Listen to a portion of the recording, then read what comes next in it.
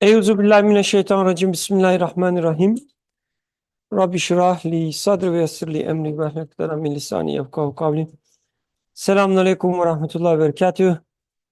Inshallah we will continue and maybe finish, I don't know, we will see, our discussion on evolution. And so far we managed to discuss evolution without mentioning evolution at all,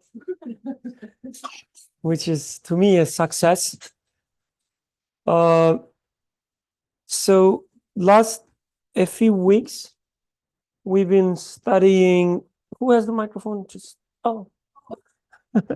such such. Do you want to summarize what we studied last a few weeks? Whatever you stay with you. Yeah. Also, I'm gonna summarize it like very short so that we can move on to the next one, since we've been talking about for 2 weeks. The very same question. We came up with this question of like, how do we approach evolution, and what role does evolution play in our lives specifically? Then we talked about, I think the example that gets used was the rose example. Like, I can look at a rose and see the rose itself, and I can measure it and whatnot, but I could also look at the rose and try to understand why was the rose there. So again, same thing we're looking at, but different way of interpreting it, different way of trying to understand it. So then Sarah brought up this idea of like, okay, I understand this, I am trying to understand what's in front of me, but now let's be practical. We work in a lab every single day. I'm not going in saying, oh, I'm gonna do experiment, but I'm also remembering Allah in that. Probably not. Maybe some days I remember, maybe some days I don't. So then we come to this idea of like, even if we understand the basics of, we should look at the meaning of something and why something is presented to us, do we still make use of that? And how can we make use of that? So now we're kind of shifting to the solution part, I think, is what this week's discussion will be. Inshallah, I think we'll address it. Yeah. Very beautiful summary. Kadir, would you like to also add some stuff after maybe Sultan adds first?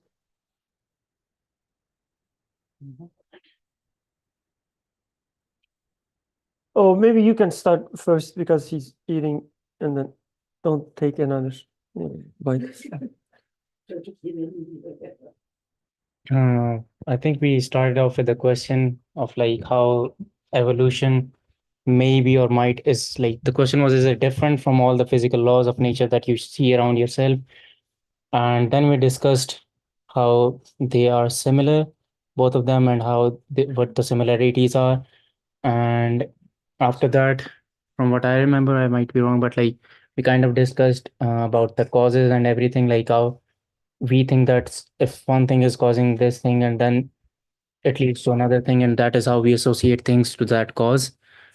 And then we related that this is not the case about evolution. And yeah, this is like pretty much that has stayed with me for the past 2 weeks. How about you, Sultan, if you are voluntarily wants to speak? I think last week, one thing that stayed with me, like towards the end, we're talking a bit about like how the beginning of like, I think humanity's existence, whatever, it seemed a bit random according to evolution. And we had a discussion about it, and it wasn't like a super productive discussion as far as I remember. But from what I wanted to say, but then the discussion kind of got cut short, was that like as someone who teaches probability at the school to undergrads, like my definition of randomness is a bit different. Like the way I think about randomness was like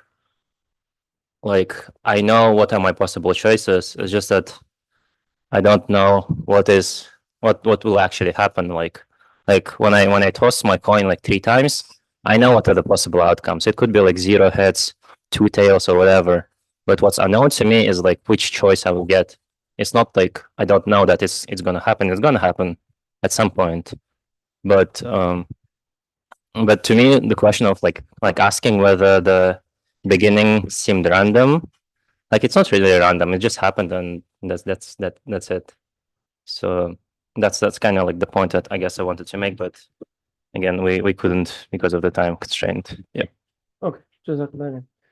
Uh, anyone else that do something? Want to say something?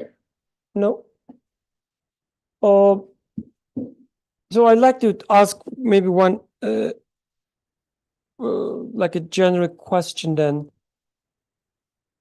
Last a few weeks, it seems we've been discussing very basic stuff.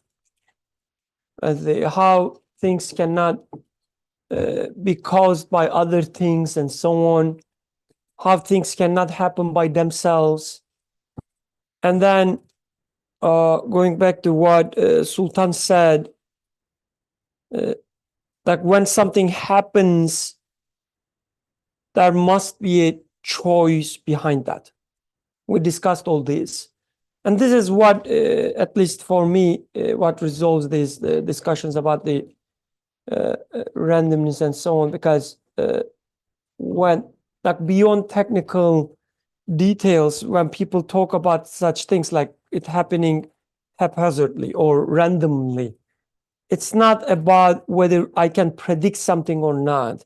It's not about whether I can know what will happen or not. It basically means when something happens, you don't need a choice there. That's what randomness means.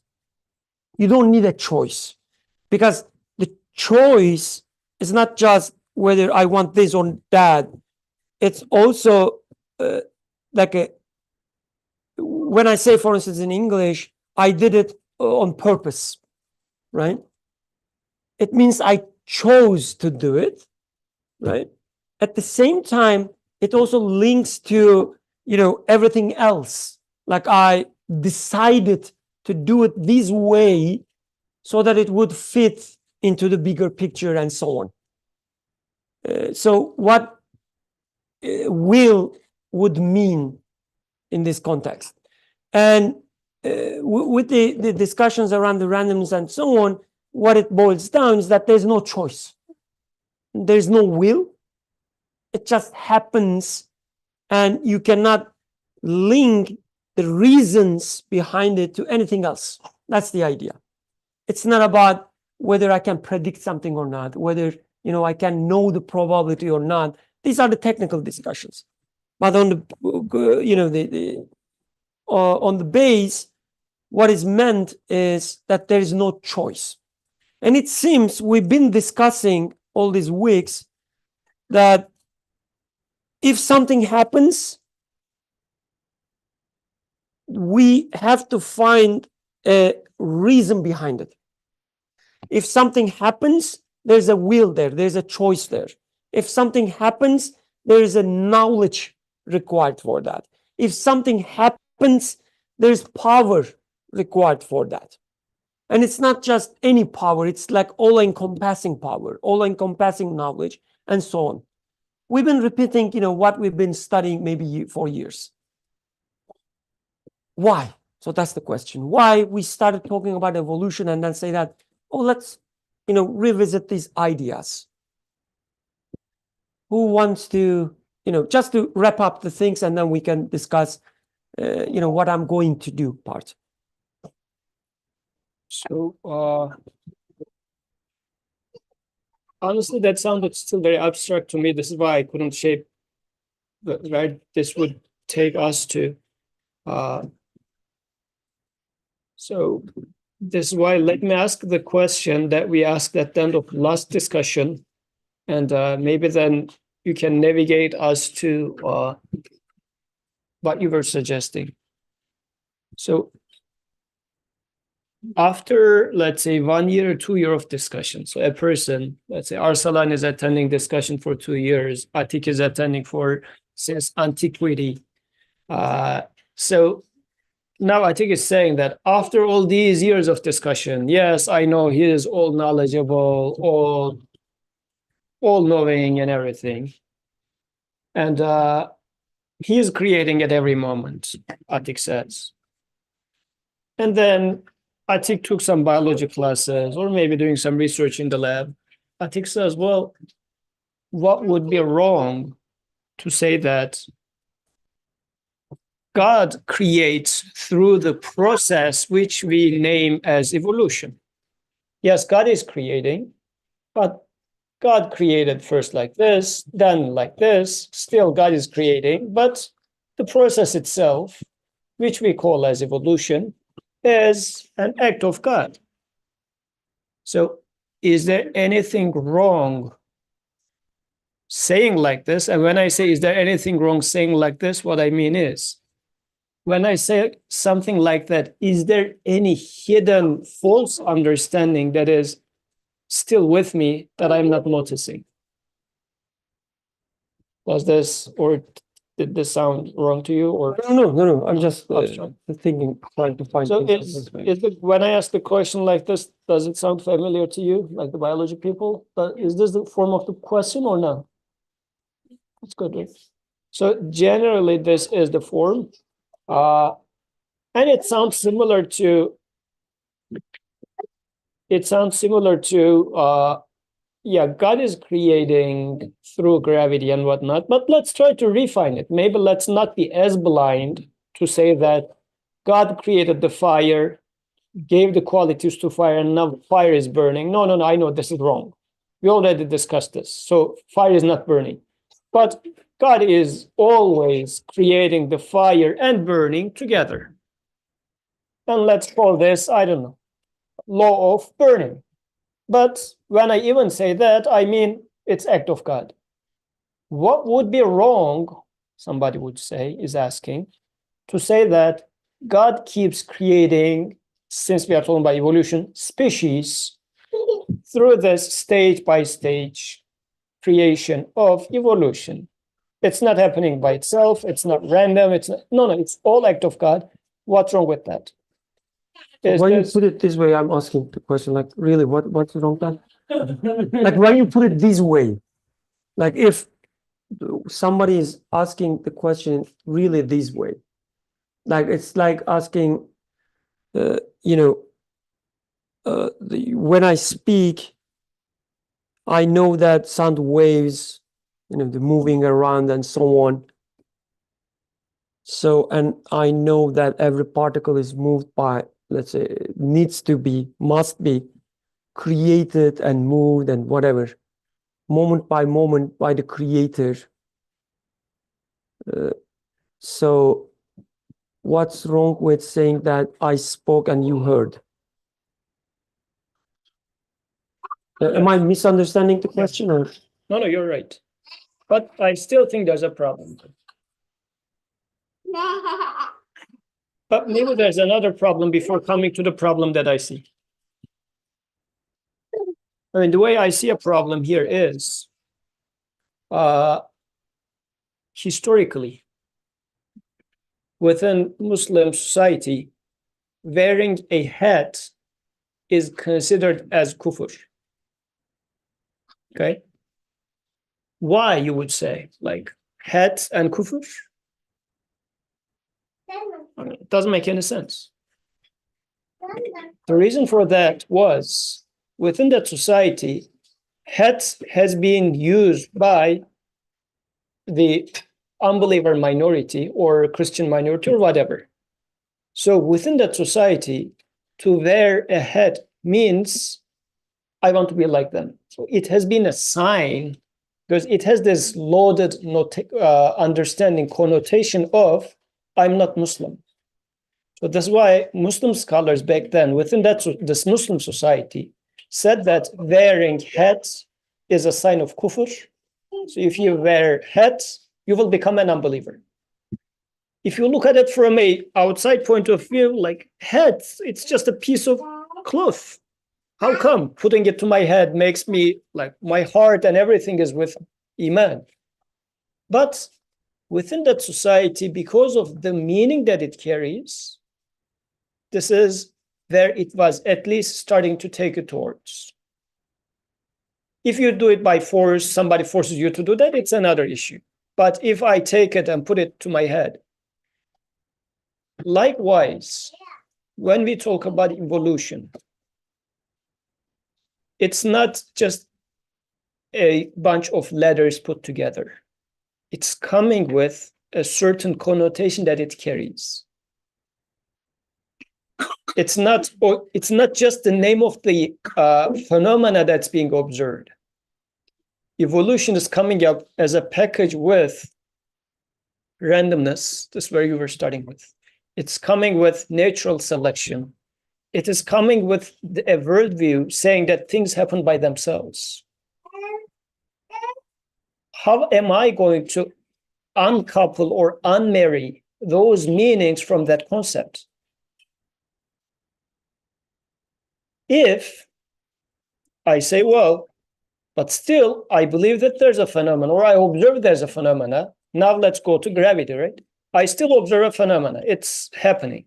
But I should not call it as gravity. If I would like to be properly functioning or educating myself, saying that because the gravity makes this is a notion of still it happens by itself. And it will induce me to think like this eventually. Take it this way. Even I'm going to give an example from everyday language.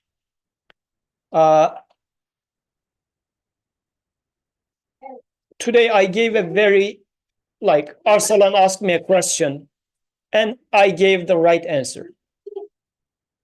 This is one way to say it. Another way to say the same thing is, Arsalan asked me a question. The question was a legit question. I don't have the answers, but I was given the answer, which now I am sharing with Arsalan. I am not taking credit for the correct answer that is coming out of me. So when Arsalan says this was a very good answer, then I would say, Alhamdulillah, praise the Creator, not me. How did I do that? By using this passive language, even in my mouth, saying that Arsalan, it's not my answer. I mean, of course, considering that it was a right answer, but I was provided with this correct answer by my Creator. So let's together praise the Creator for this satisfying answer to us. We don't use this passive language even in our day-to-day life. This is why Arsalan asked me a question, I give an answer. Abrahman asked a question, I give an answer, and I start, if I'm not conscious about it, because I keep using that language of actively me being the doer, I start building this self-confidence, which now starts taking me the other route of starting to praise myself rather than the Creator. This is everyday language thing that's happening. Now, on top of that, put this evolutionary language with all its worldview already being loaded onto those terms. Add with the ideas which we have been discussing the 2 previous weeks about randomness or natural selection and whatnot being there. So if you would like to name the phenomena, observe the phenomena and relate it with the creation, with the Creator, I would say as a solution, come up with a new language. From bottom up. From its details, we need to come up with a language. Otherwise, by using the language, it feels like what, putting lipstick to pig?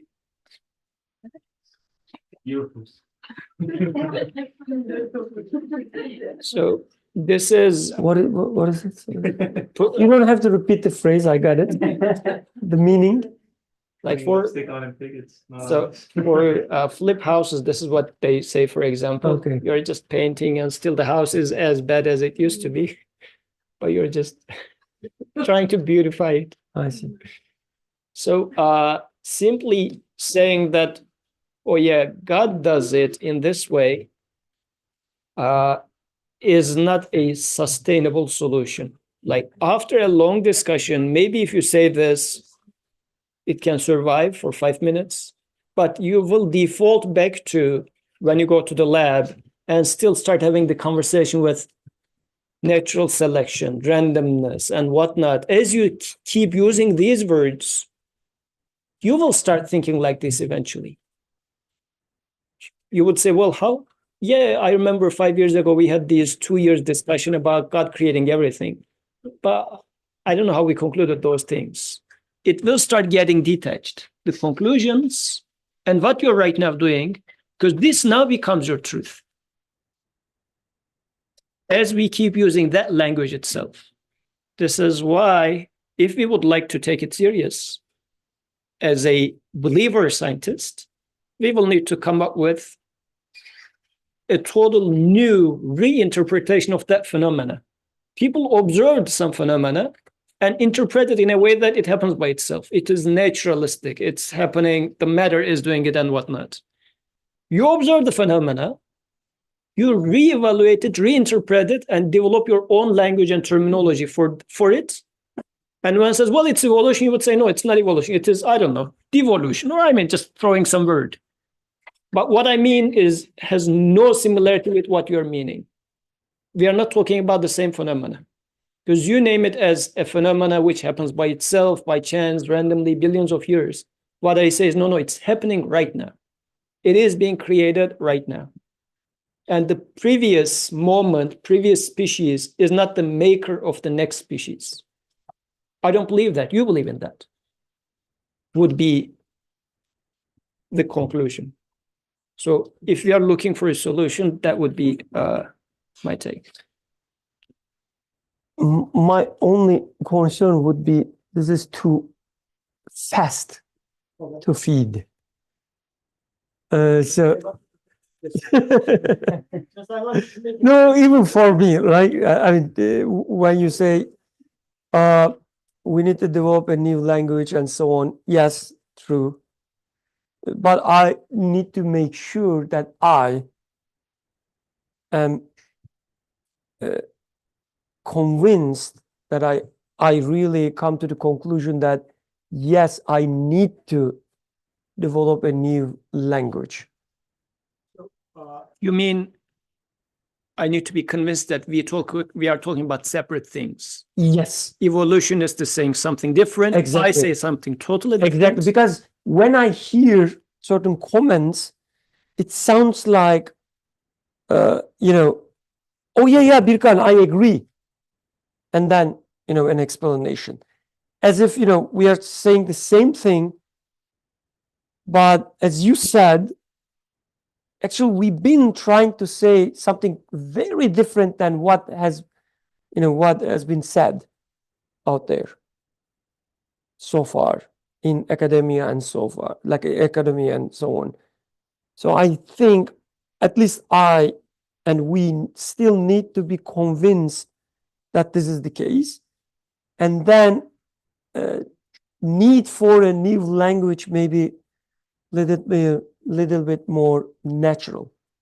Otherwise, like if we start a task force, is it task force, right? Task for anti evolution, yeah.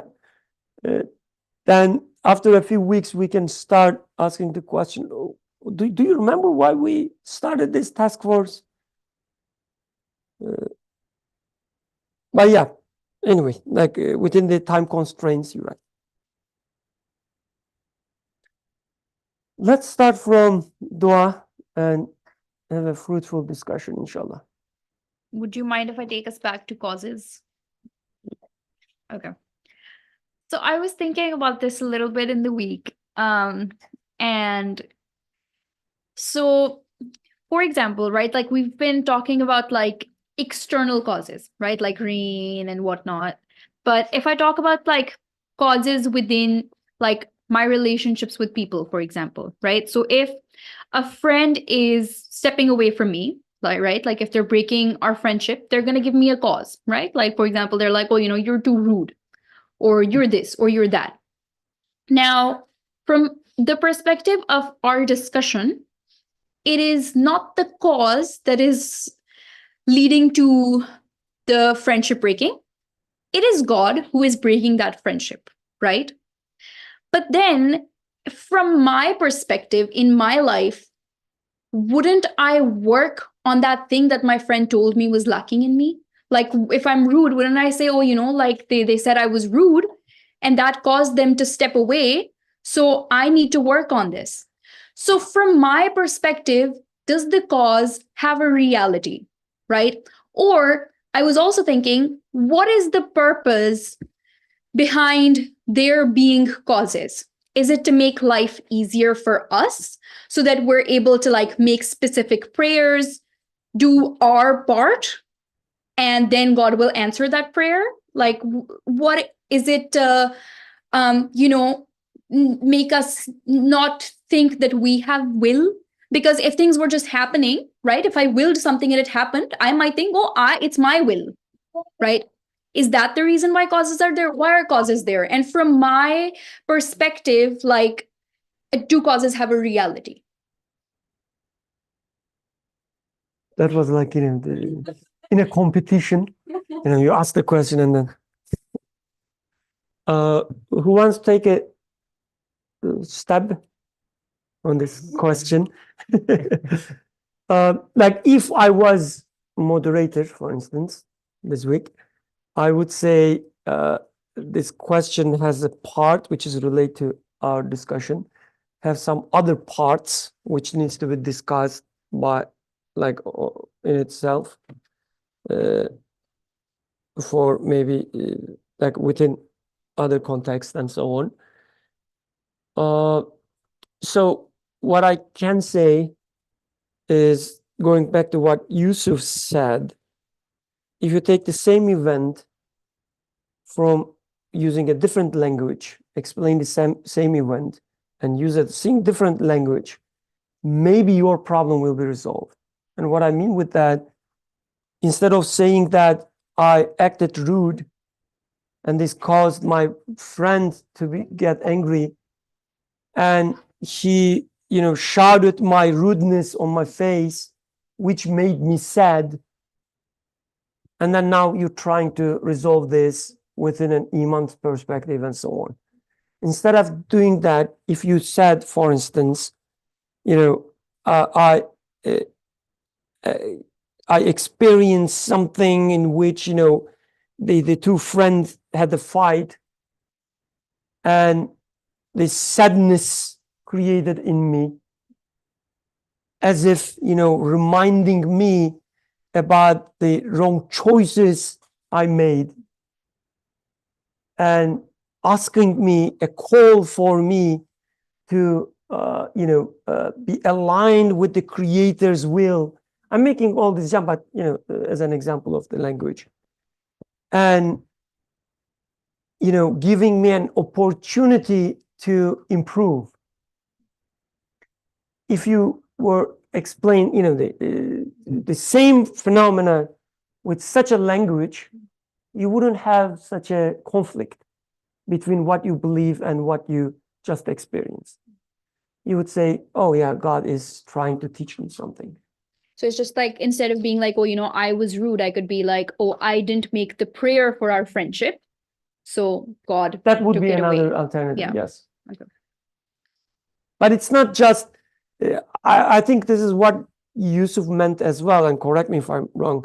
It's not just switching words or using just a new word. Like the entire the lens that we use to look at the same phenomena is now different, so the articulation is also different. The way we describe it is completely different now. It's a new language, but not the artificial synthetic thing. It's based on how we see the phenomena. Please.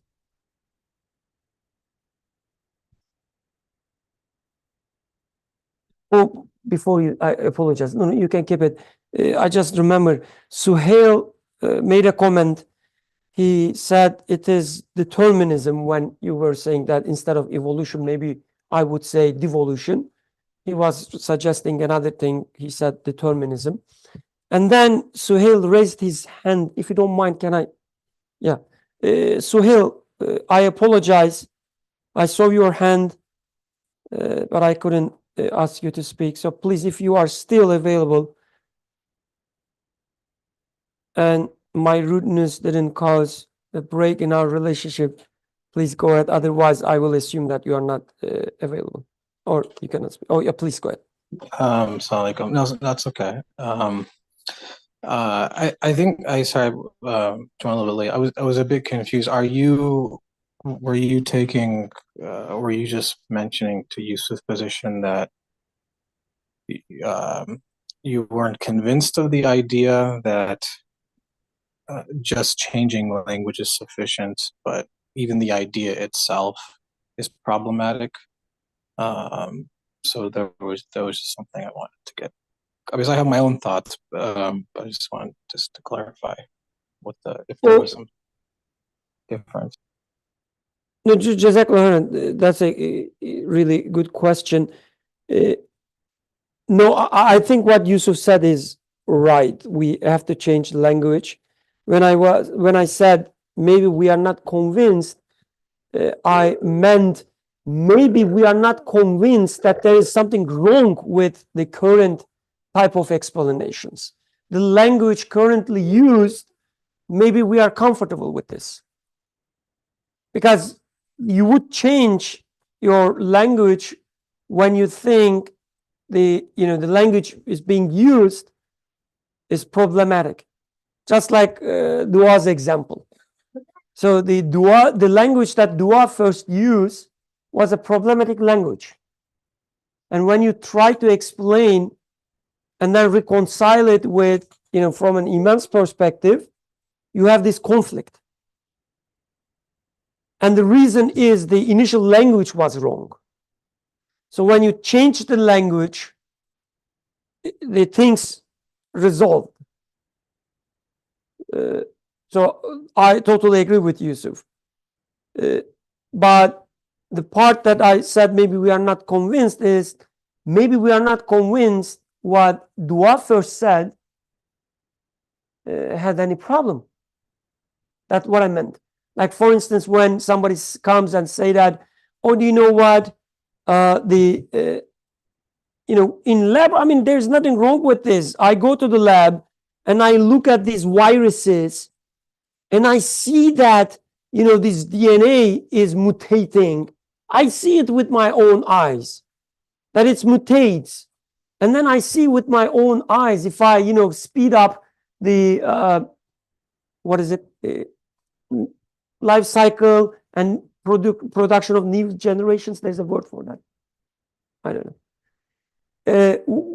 When I culture the bacteria, whatever, if I observe these new generations, I see with my own eyes that, there's a selection there.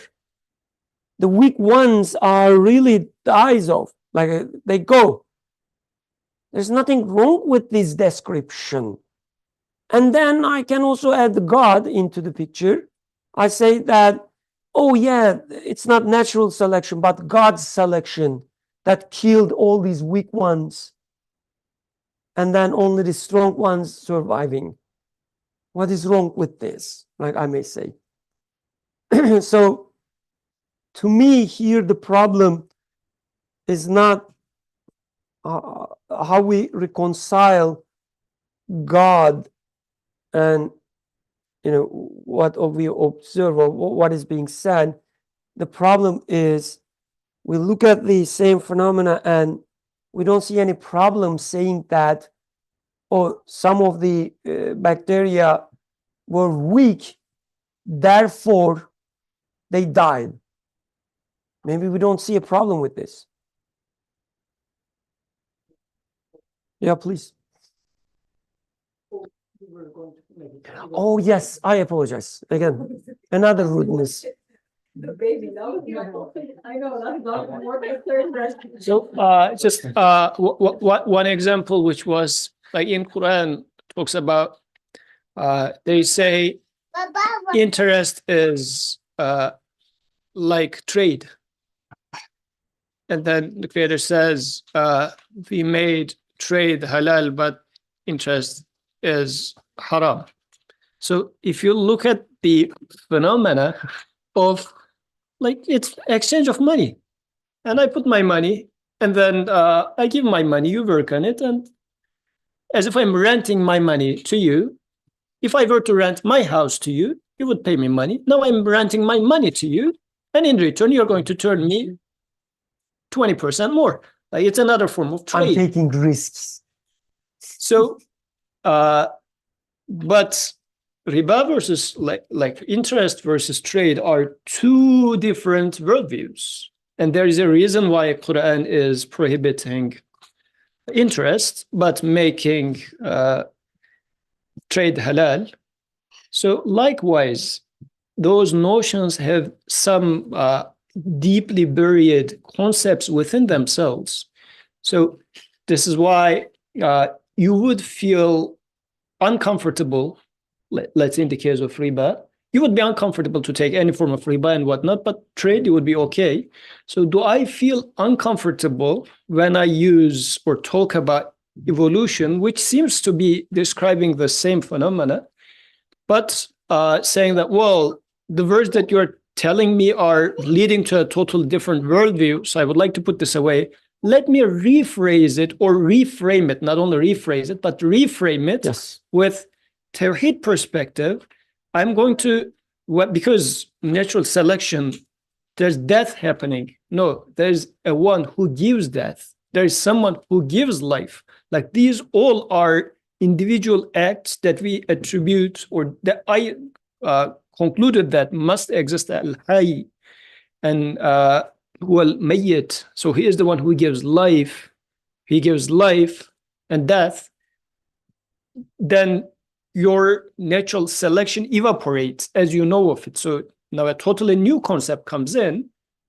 Sure, go with that. But these are the necessary steps that are needed to be taken. So it's not as simply saying that let's put some salt and pepper of words God before wherever we see a fishy naturalistic word, replace it with God and we'll be good. It's much more than that. Darth.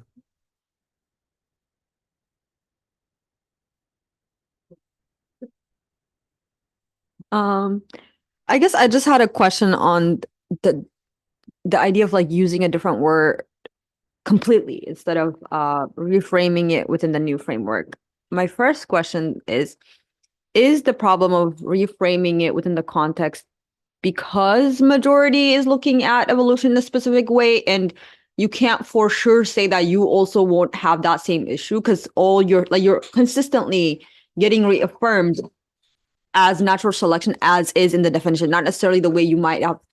Because in the lecture we get told, okay, one Friday, but then 4 days, well, more than 4 days out of the week, you might be thinking in a different concept. So it's unrealistic for me to think that I won't be like, I will be immune to that idea somehow. Like, is that the reason why we would need to completely have a new word to replace this framework?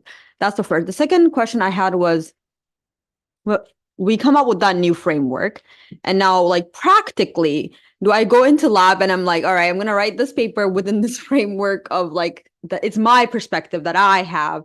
And practically that doesn't sound like I'm capable of it, but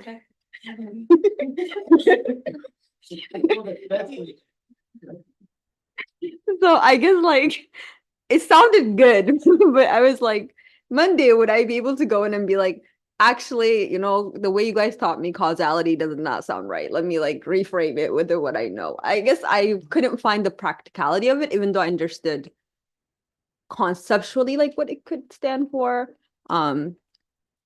Yeah, so those are the two questions. Yeah, I really like this. This is really important. So maybe we can start with the second one, if you don't mind. I mean, if anyone wants to say something about the first one, why we need a change of word, would it make us immune and so on? The first, yeah, please. I thought the second one would have shorter, but is it? No, go ahead. So,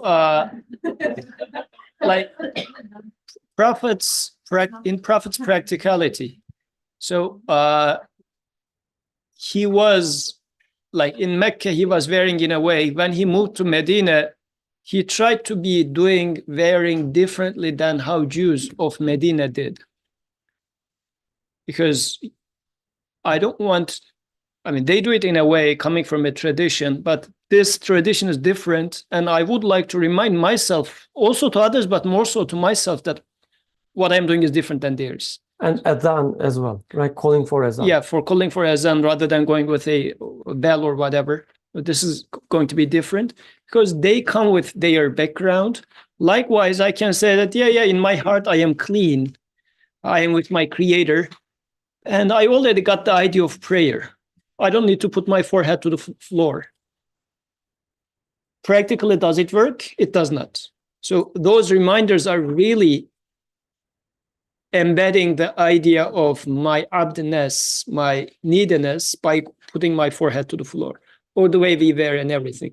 We are human, as intellectually being convinced that eating tomato would feed my body is not enough. I interact with tomato and then offer my thanks to the creator. Likewise, my interaction with the outside world needs to change so that it stays with me. Otherwise, I start thinking and acting the way I speak, the way I wear, the way I behave.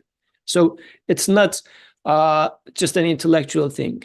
It has to be embedded in life so that it becomes sustainable. Otherwise, it just evaporates. And this is, I think this is true for everything we do, not only for words. There is also something extra with words. Like with certain phrases, there is no way to make it comply with a tawheed perspective, like natural selection. How would you make sense of, like, can anybody say, I will keep using the same word, but would mean what we've been studying here within natural selection? I mean, I'm here saying natural selection, but in actuality, what I mean this, to me, it's so absurd. Like, it's not possible. Because you give with the phrase natural selection, you say that there's no agency behind selection. It happens this way because it has to happen this way. There's no other way. It's so natural. This is how I understand the phrase natural selection. Otherwise, it's not nature is selecting, and it will be so caricaturized and so on. But natural selection is like a logic phrase.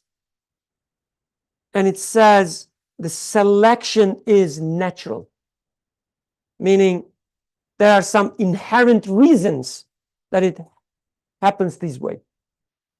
And to me, there is no way to reconcile such an, the phrase with the reality, which is nothing happens due to some inherent reasons. Fire does not burn because it's natural for fire to burn. There's no such thing in reality. You don't die because you are sick. There's no such thing in reality. So it's not natural. Like, for instance, we say natural death, right? What it means? We cannot find any extraordinary reason. It's not cancer. It's not accident. It's not Yusuf, as a murderer. It's not COVID. You got it.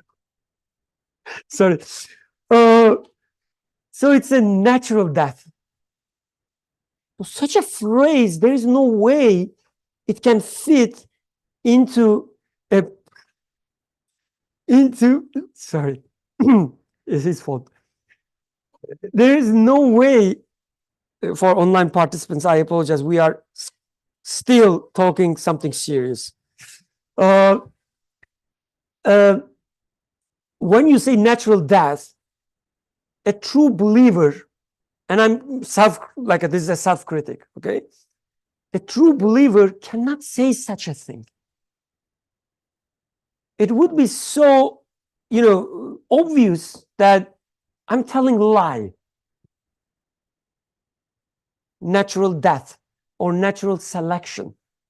So it's not just to remind us that we are different, but it also, the identifying a huge problem there.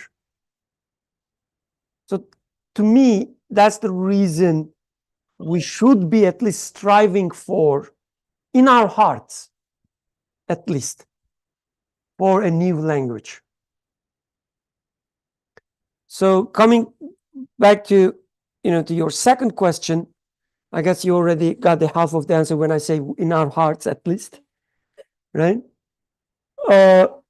So, there's this hadith, when you see something wrong, that if you can prevent it, prevent it.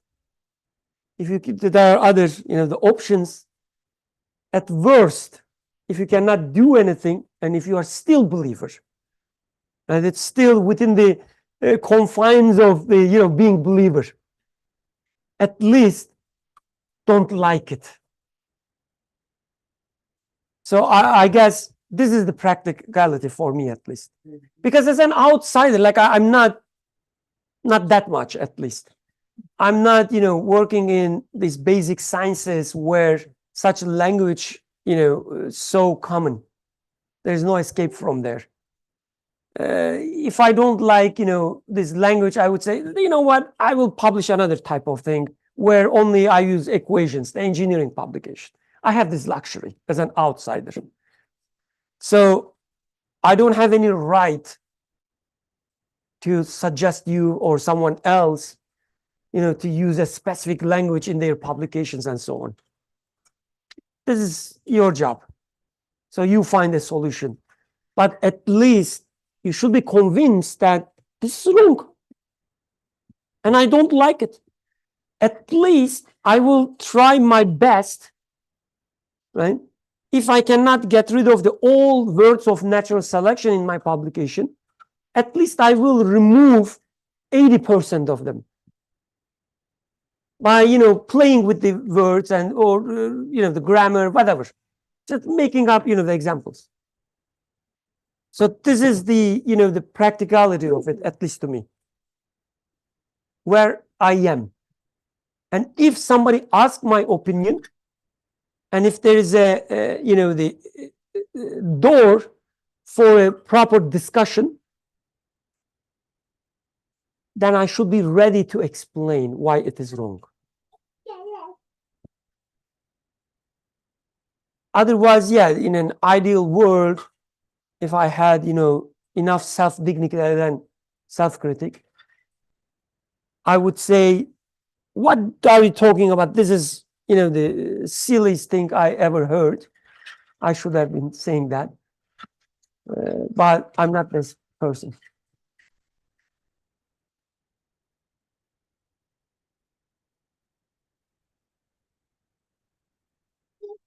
I'm not as invested in like social sciences or anything, but like I have another like kind of practical question. It's like you see adaptation and evolution.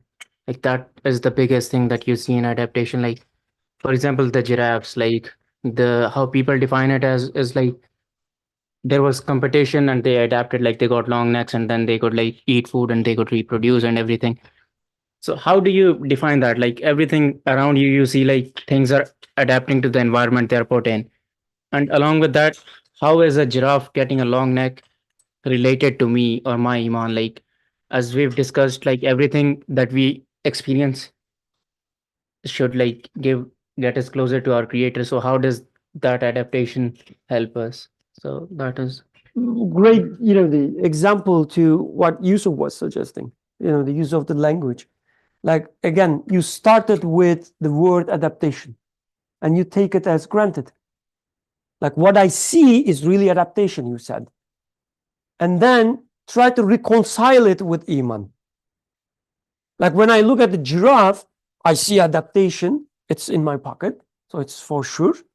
Now, let's see how am I going to use this, the currency when I go to halakha. So the idea is, again, not just simply substituting words. It's reframing. Look at the giraffe and what you see. do you see some short giraffes being there and then trying to reach, and some of them dying because or they cannot reproduce and so on and so forth, and the longest one surviving? And do you see such thing? Or like even if we do it with bacteria and with generations, you see some of them dying, some of them not dying, some of them reproducing, some of them not reproducing, and so on. How do you explain it? That's the idea. That's the question. It's not that take an explanation from the textbook and try to substitute the words. This is not what you are suggesting, right? No. Look at the phenomena, look at the thing in front of you, the giraffe. What do you see? With long legs. Long legs, and it's being fed this way, right? So this tiny creature, very short. Is she complaining? She just complained, but is she complaining that, oh, I'm so short, I cannot eat? No. So what I see is whatever you are, no matter what shape you are in, you have certain needs. And the way these needs are fulfilled in a perfect harmony with your situation. This is what I see. When I look at a giraffe, I say, Alhamdulillah, such an interesting way to feed this animal. Feed an animal, or not this animal, but an animal. Because the giraffes could be, that short, and their mom would, nurse them, whatever. It would be a possibility, like, it's not just haphazard, it's not random. There's a choice. What I see is, I say, wow. And the top leaves also not wasted. That's what I see. Like they are there, and they are, fulfilling some needs. Everything, like we have a huge, let's say, again, the same thing, like a table, barren table, all these different types of food. And you see that for each type of food, there's a person who would take it as the favorite. So nothing is wasted. Everybody enjoys what they eat, and every food enjoy being eaten, right? I'm just being poetic a little bit, but this is what I see. And now I look at the environment, I say, Alhamdulillah, every animal is being fed in a different way. And the way they are fed is, so elegant. And like whoever making the decision on their, the body shape is the same one who's making decision about where to put these leaves that they most enjoy. So it's a sign of unity for me. It's a sign of, the elegance. Have you seen giraffe, like in real life? It's like it's so interesting. Like they have these, what is it called? The tiny horns. And these horns have some fluffy, what is it? Hair. Yeah. It's like a toys, the child toy. So beautiful, so elegant. Alhamdulillah, when you look at it and you say, somebody is making fun of me, like seriously, in a good way. As if, putting this beauty in my eyes. This is what I see when I look at the giraffe. But others will look at it and say that, wait a second, since, like they would start with the supposition. Since I have to explain this within the system itself, since I have to say that somehow giraffe becomes this way, How can I make sense of it? Then you come up with an idea of adaptation. The adaptation is not the, the default understanding. It's so forced, so external, but you buy it because you keep repeatedly hearing it. Yeah, so the word adaptation is inherently having the idea of something was staying, and it is for the next moment, this one is becoming like that. It's inherently, therefore, taking the idea of this moment is causing the next moment. So this is why the idea is under the hood, assuming that causality is really the creator power in there. So this is why there's need to be a whole lot of reframing there. After this, would you like to reuse that term again? Like you already pulled apart everything of that, plus you are still outside when I'm going to communicate with Abdurrahman, who is about to sleep because of the conversation taking too long. So he would say, well, but adaptation, like it means just rather than that, reframe it, rephrase it, make your point clear. Yeah, like same, right? With Sarah, maybe say that, oh, no, this is not what I meant with adaptation. Just give an example. But with adaptation, I see, when I look at this generation of species, I see an improvement there. That's what I mean with adaptation. And I would say, doesn't matter. Like when you say adaptation, you are even yourself, maybe unconsciously, assuming that something is adapting. Because adaptation is an active, the action, right? Something is deciding, making a choice, or going through some process, whatever, and becoming something. This is just opposite of what Quran says, or what Tawhid says. So there is no way to using the same language within an Iman, the framework.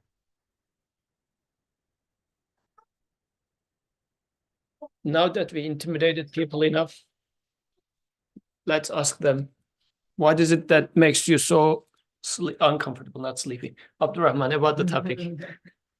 It's good. If everything is good, you're good. I mean, I'm just saying that people chime in so that. That's what I love about Abdurrahman. He never says no. When you ask, do you have a comment? Do you have a question? Alhamdulillah. He never says no. I'm surprised you explain me that one. So I feel like Yusuf Ali would say, or Brother Yusuf would say, I always say no, but so I mean, I wasn't sleepy, but I was thinking about what's the relevance to me of all this, the practicality. Like people said, like there are these causes. Like what's the point of these causes? And like I think we can talk about language, but we say Bismillah, we say Alhamdulillah, we say Inshallah. These are in our daily languages, and we say them, but how much do we really? It's a language, but how much does that really affect our lives? And I feel like with evolution or adaptation or whatever, we could say, oh, God creates it at every moment. God's the one doing it. I remember last week, especially, it just felt like, yeah, let's just add God does it, God does it, God does it. And then, okay, we're done. Like, but then what do I gain from that? Like, that was kind of a question last week. So an example came to mind, like while you're talking, like how Nursi kind of maybe talks about science.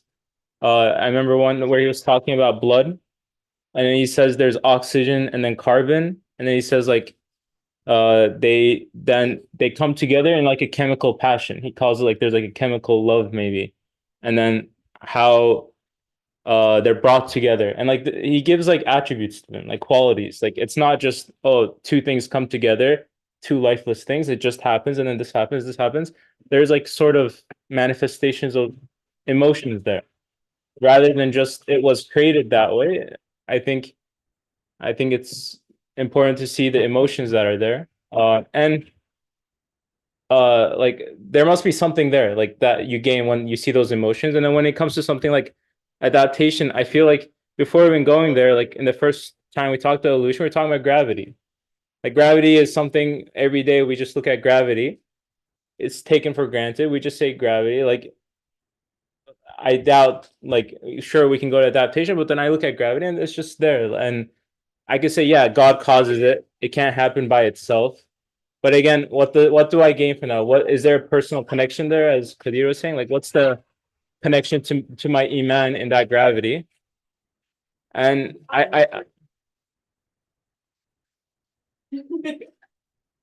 Go and ahead, like please. Go ahead. yeah, there's like a child here, and there's so much emotion here. I think yeah, exactly. So I guess the point I'm trying to make is it feels very external to me when we just stop at, oh, we have to say God created it, or it's done by God, or it's all causality. And if I don't have a personal connection there, then it's all lost on me. So that's just what I was trying to, like, for example, one day I remember I was walking outside at night and I looked up at the moon and I was like, oh, I'm so happy that moon doesn't fall on me right now. Like there, I'm thinking, oh, I'm thankful to someone for gravity existing, so the moon doesn't fall on me. Like there's something called gravity. There's this order, and then there, maybe the one time in my life, I felt some personal connection with the one who creates gravity. I think those types of events are really where the connection comes from, and it's not just about a language or changing or saying God does it. It's like, how does this actually affect my day-to-day personal, because and I've talked a lot, but I think maybe this understanding, if I can see, oh, God creates gravity, sure, but also I'm so thankful for this one. Oh, this one is caring for me. Like it's going to affect the rest of my life. Like there's so much at stake. Whereas if I just write a paper getting rid of natural selection, maybe I think I achieved something, but really, what did I achieve? I just lived the rest of my life like normally. Like I just got rid of some words, but internally, what has that changed? So, yeah.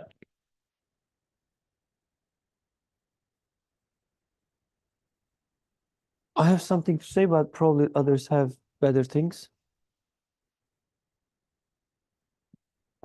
So to me, like the personal connection is the most important thing for sure.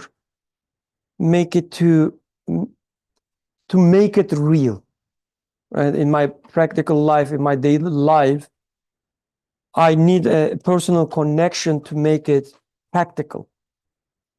But even before that, so if we just take what has been suggested as change of language, then yes, it would sound like an external recipe, and you will do it just please, let's say, Brother Yusuf, and it won't work.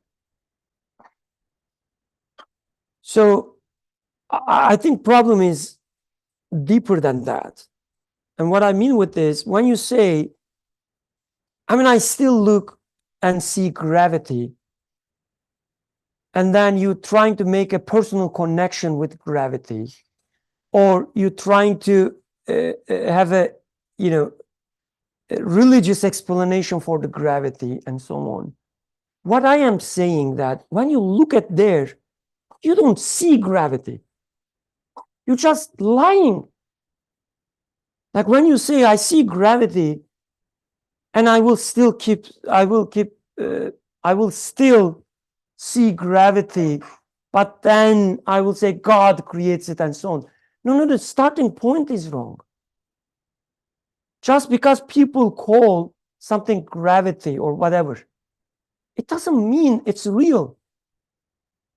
We need to be convinced first that it's not real. There's no such thing as gravity pulling something. There's no such thing. If we still say that, I mean, I see gravity, but then I will explain it in a different way. No, you just see something is going down, maybe. Or you see, oh, there's an order in way, like in which, in the way that it moves. You see these. But giving a name and saying that this is gravity, and what you are meaning is there's an agent called gravity, this is wrong.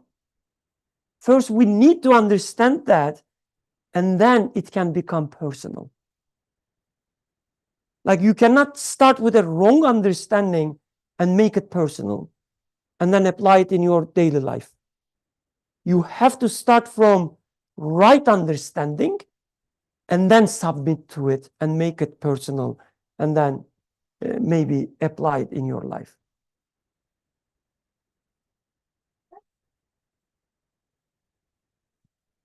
When you were walking in that dark night, you saw the moon, beautiful.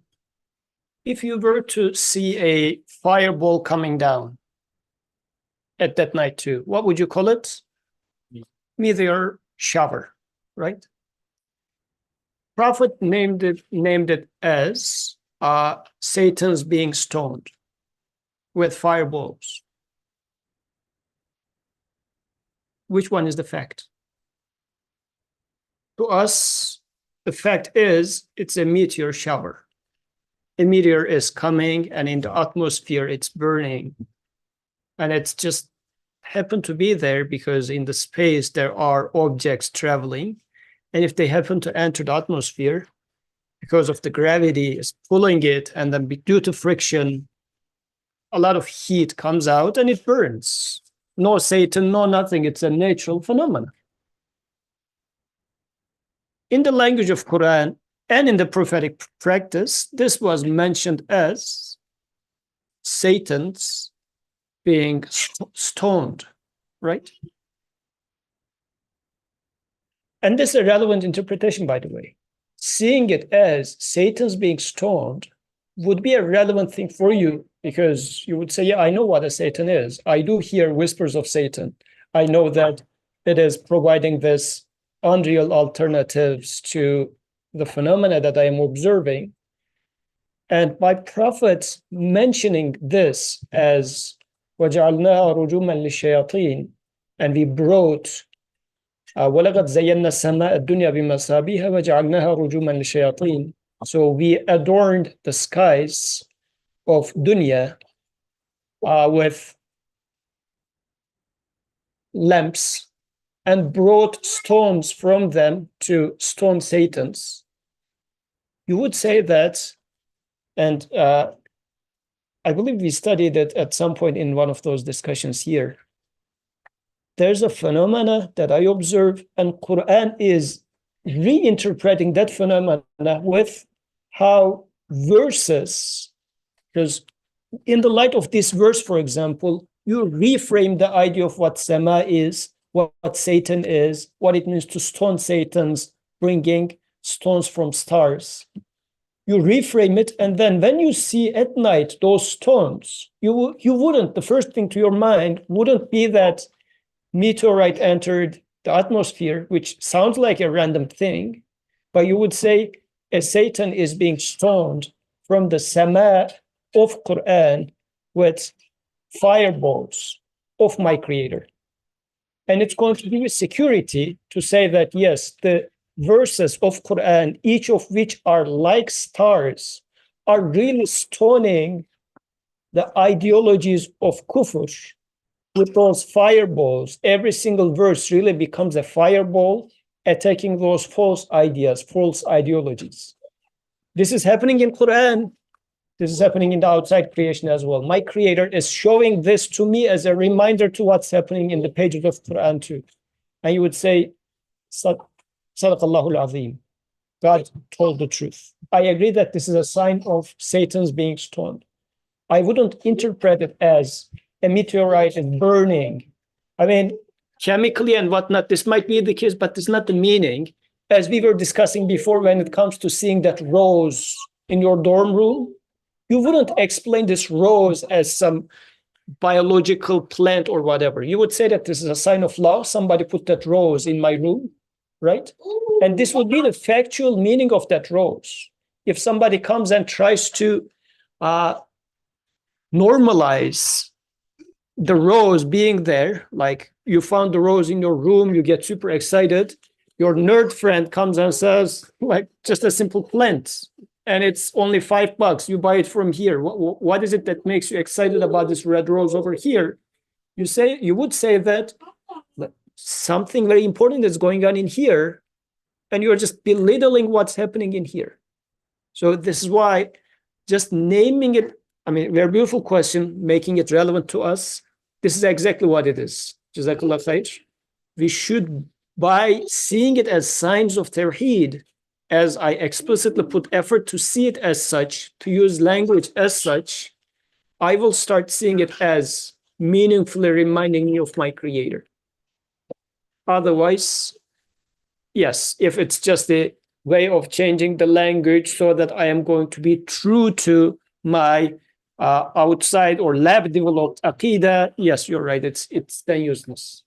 Very beautiful. So you are saying then the only way to make things around us relevant to us, only way, is finding the right language in which it will make sense to us. Otherwise, if we keep using a language which starts with the assumption that it doesn't make any sense, it won't make any sense to you either. So you will not have a personal relevance. The best you would say when you see a meteorite, you would say, oh, somebody saved me from it. It could hit me as well. That would be the best thing you would do. And that's really interesting. That's the prophetic story, isn't it? Like how it started and how it, lasted as well. How it started with, I don't know how to read. I'm seeing things and I don't know how to read them.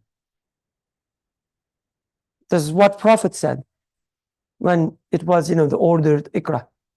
Said, I don't know how to read. What we do instead, we look at all around, and somebody says, read, and I say, oh, I know, I took some classes. They taught me how to read, so I will read it. This is what we say. Instead, Prophet said, I don't know how to read. There are these crazy people around me.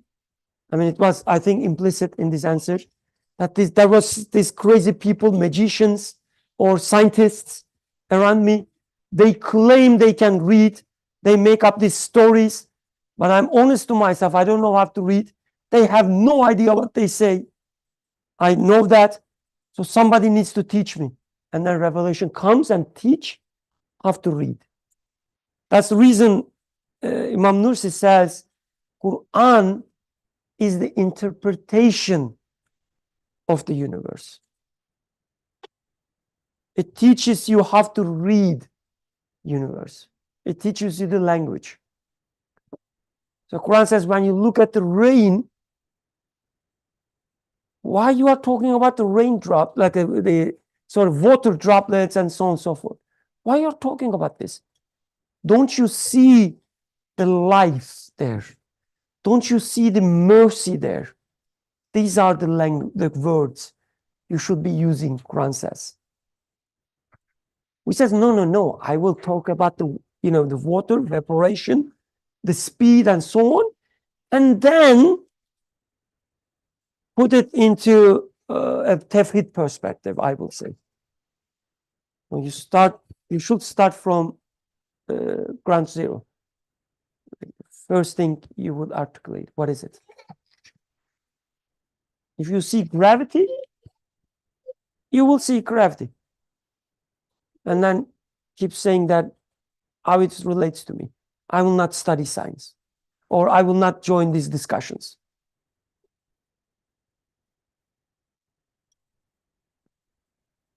So I will ask the question in a different format then. But I am a scientist. This is how I define myself. This is my job. How does this discussion help me for my science? What you're saying is you're a human in the first place, and you should be doing whatever you do to get to know your Creator. What you say makes sense in this regard. Yes, if I were to understand or interpret rain as mercy or moon as mercy and whatnot, this would really make me a content human being. I see the benefit of it in there. Still, how about my lab, which is at least 8 hours, 5 days, 40 hours a week, probably 70 hours a week. I am busy with this stuff. So shall I live this split personality life, or how do I make a life, and how do I practice what you are saying this in the lab? Might be another question. I don't know if this is a relevant question, but there are two questions remind me of such a question too. I mean, if it's relevant, we can talk about it. If not, we can. And she's ready. You can pass the microphone now. Oh, you did. I thought you were, getting ready when. Actively listening.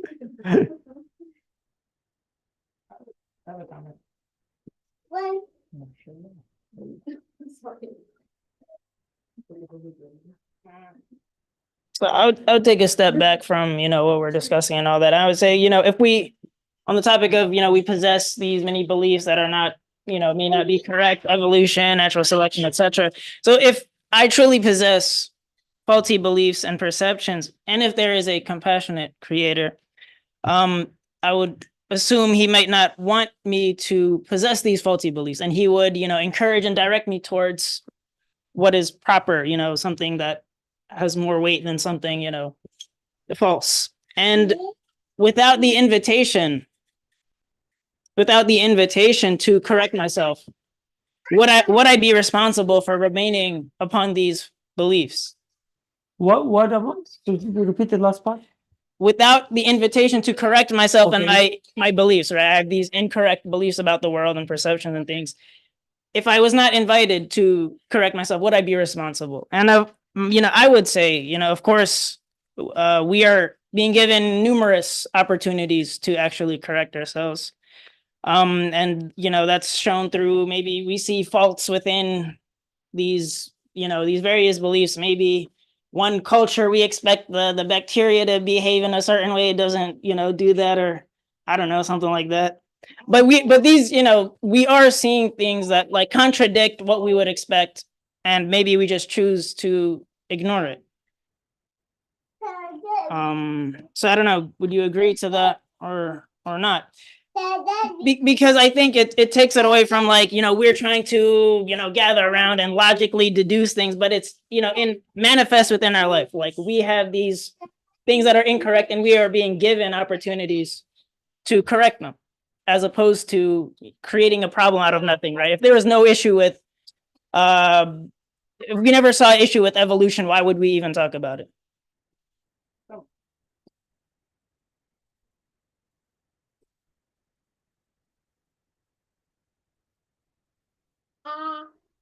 Since you have the microphone. Oh, please, Darren.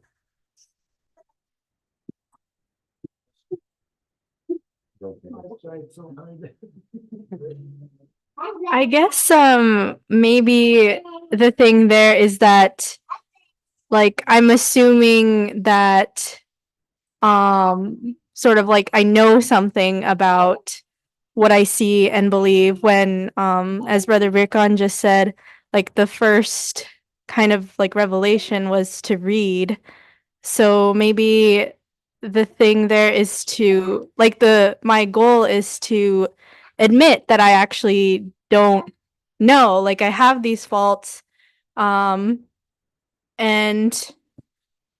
I think the invitation is to, like, ask, how do I, like, learn, like, how am I supposed to learn about the existence, and to sort of, like, be open to, like, admitting that I, like, don't know anything, and, like, trying to kind of seek the answer, I think, is, like, part of, like, our journey. So I think we are responsible for, like, asking, is what I would say. Alhamdulillah. Once upon a time, I had, let's say, a close friend, smoking, and looking at him, I feel this almost like a hatred. Right?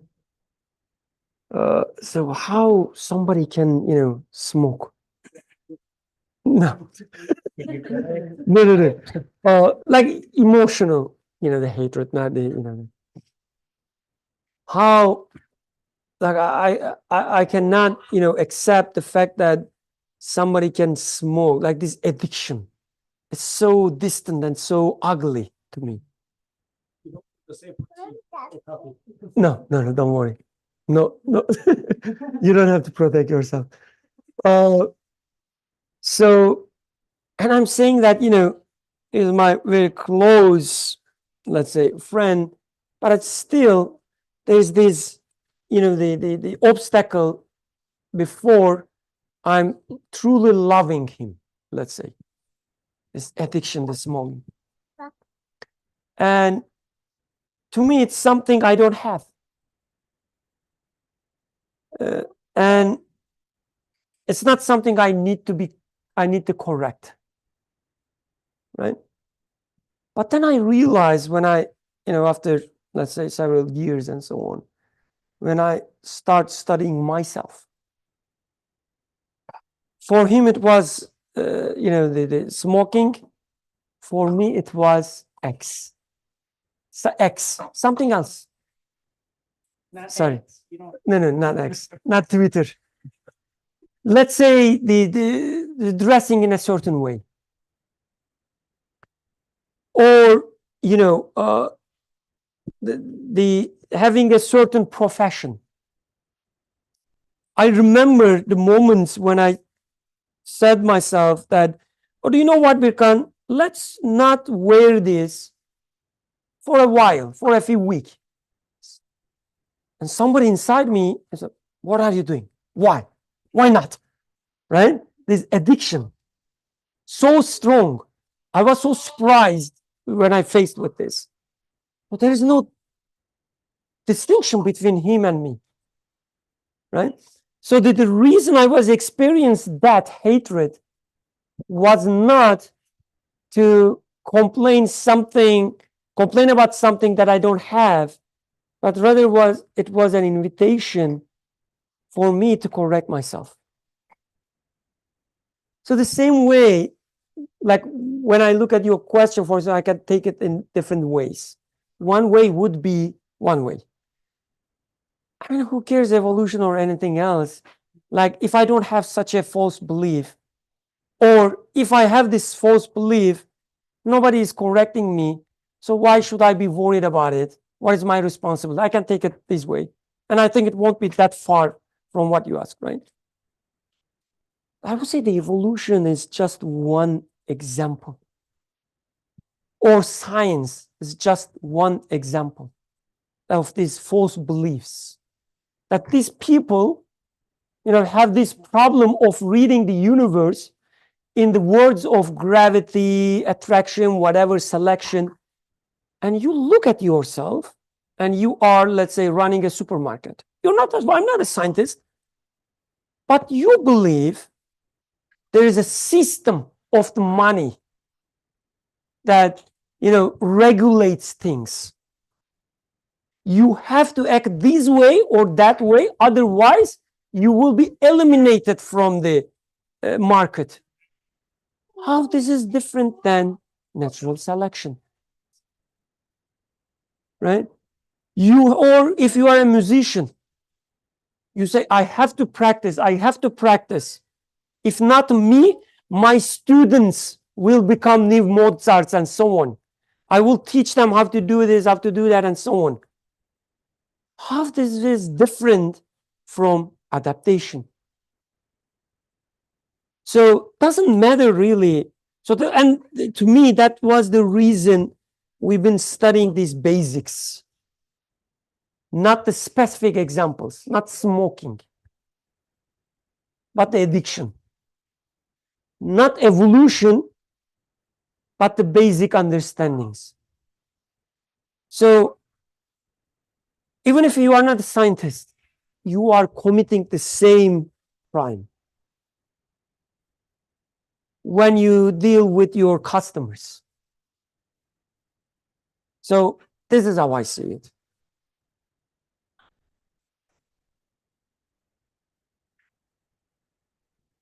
And like why we are, instead of studying, the finance or money market, if they are same, and from such a perspective, why we are studying, let's say, evolution or science.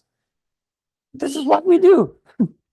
I mean, there's no meaning of, I don't know, like talking about the best way of raising tomatoes, for instance. I don't know. But if you ask me how to run an experiment, I will try to explain you, and then she will explain it better. That's our expertise. I'm not a musician. So this is how I see it. Again, just one way of, reading your question.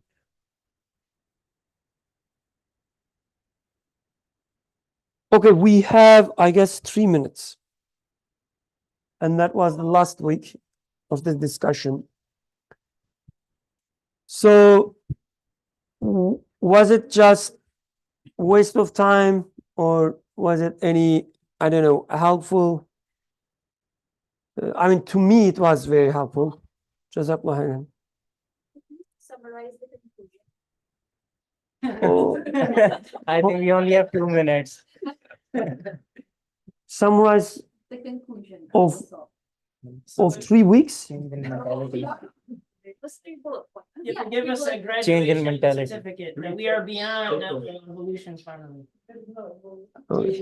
So to me, There's no evidence. I mean, I will answer, but at the same time, I will say that such an attempt to summarize things, I think, false. That's one thing. And I know you disagree. I'm looking at you, Sister Aisha. Like, we need these, the clear teams and so on things. I think it's not right, but I will still try to do my best. So what stayed with me is, Alhamdulillah. Thank you so much. So if you look at the creation with the right lens and see it as, okay, it's telling me about whoever behind the scene doing something. If I look from this lens, I will have a proper understanding. And this proper understanding will resolve many problems that I have, including the way I look at science or evolution or money market. That's my summary.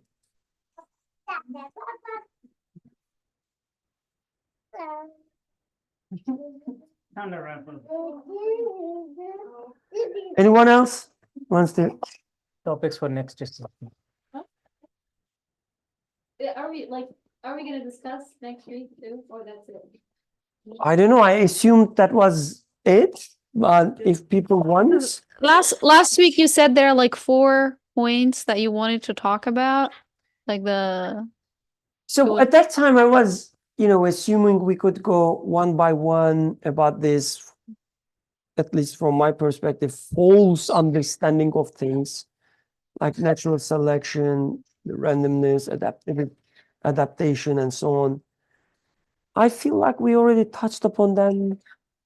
we did not talk about like the creation of Adam. Oh, creation of Adam. Yes, can we do it as haven't. a separate topic from next week. How about, I mean, it will be too big of a topic, but how about we discuss how to read Quran, and then which we can tie back to creation of Adam?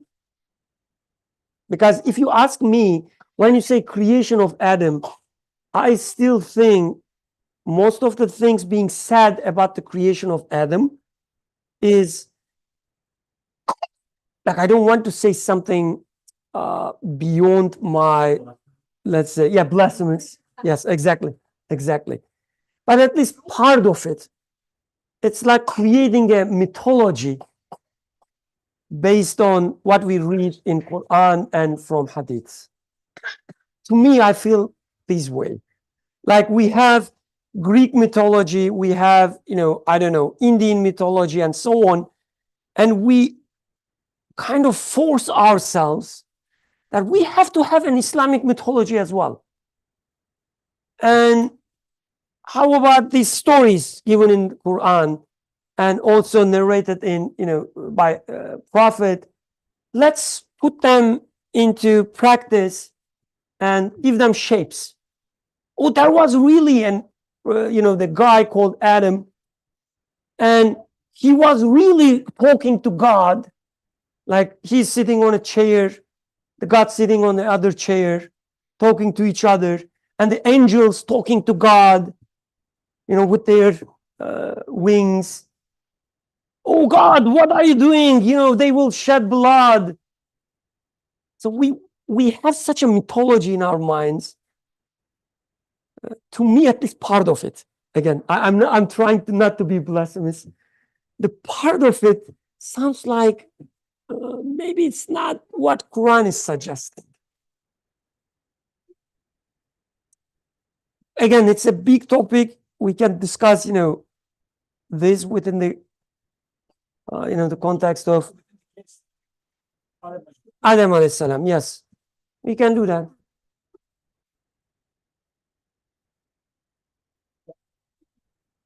Okay, Suhail, the Quran doesn't discuss history. This first man myth is Christian mythology. Okay. Exactly. I didn't say that. Suhail said that for the record. I agree. So sorry. So we shouldn't believe that Adam was the first human and he had Qabil and Habil and Hawa and they were in heaven and they were sent on earth and all of that. It's all mentioned in the So Quran. yeah. Like Quran says, but when you say they were in heaven and they were sent down, so you are thinking heaven within this space-time, the framework. It's so naturalistic when you say it that way. Like you are assuming, what Quran says, your understanding of time, whatever you call it as time, wouldn't be the same, or it wouldn't be even, maybe, you wouldn't even talk about the same thing when you talk about angels. Quran says that, right? For you, it is, I don't know, 50 years. For them, is this mine, and so on and so forth. But we like I keep saying that, no. I will understand heaven and the angels and so on within a naturalistic framework in which, and let's be honest, the heaven for us, it's a place, maybe a planet or somewhere in space above Earth, which doesn't make sense either, even from a naturalistic perspective, because in space there's no up, down, and so on, whatever. And it's a place, and somebody kind of pushed them or teleported them to this another planet. This is how we read it. And then we try to make sense of this reading with other stuff. Maybe the reading itself doesn't make sense. Maybe, again, I'm trying to not, There's another comment from Suhail. I will read it, and then Yusuf, inshallah, will conclude with beautiful comments. Nowhere in the Quran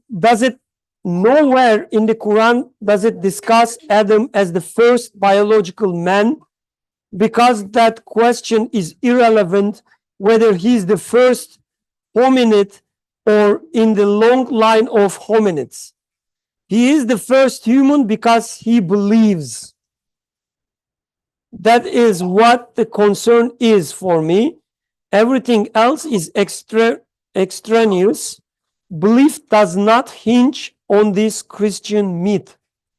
And then it says, Quran doesn't mention Hawa. It also does not mention Adam is the first man. There is not a single verse that explicitly states that. No sound hadith. Nothing, he says. He says, such a such a, you know, the what is it, the word, not extraordinary, but crazy person. Swell, you are banned from our discussions for 3 weeks. Let's conclude with, Well, I'll just say one thing. I yeah, feel please. strongly about this because you know people who discuss the Quran get fixated on this sort of, honestly, it's Christian mythology.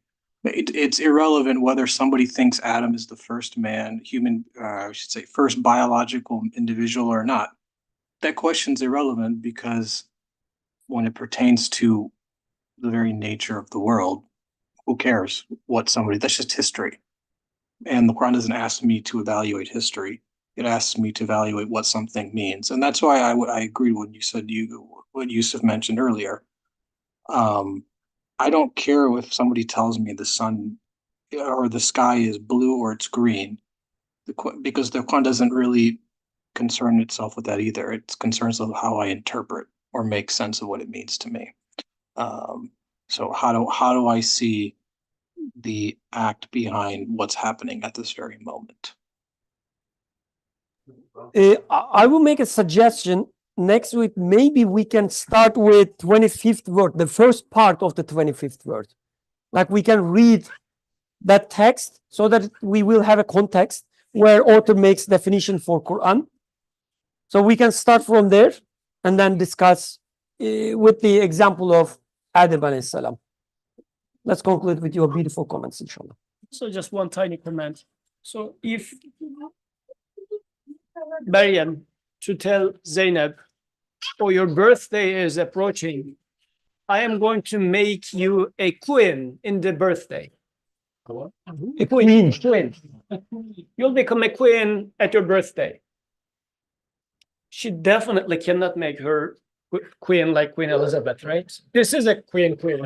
Zainab is better than Queen Elizabeth. At best, she is going to buy a paper, whatever, crown for her, and will cook her some pie and put a few candles in there. And Zainab will say that my mom fulfilled her premise. So this was the point when she said it anyways, because when speech is happening, who is speaking to whom? She is speaking. What is the purpose of that speech? Without taking these into account, if Birkan comes and says, why did you trick the child? You didn't make her queen. No, she did make her queen because she was speaking to Zainab about what she considers to be a queen. And if she were to say that, no, not that queen, actually, I mean the queen, there's no point of doing that because communication is happening within the purpose of communication. So this needs to be considered when reading Quran. Who is speaking and who am I? In what context am I being spoken to? So on and so forth, which we can discuss next week. Alhamdulillah. Or if somebody, look at these transcriptions, like the recordings of Maryam saying, I will make you queen. After several years, they are studying it and say that, oh, we believe in that society where Maryam lived, Maryam had a power to, give the throne to somebody else because it says so. سبحانك لا علم لنا إلا ما علمتنا إنك أنت العليم الحكيم وآخر دعوانا أن الحمد لله رب العالمين. الفاتحة.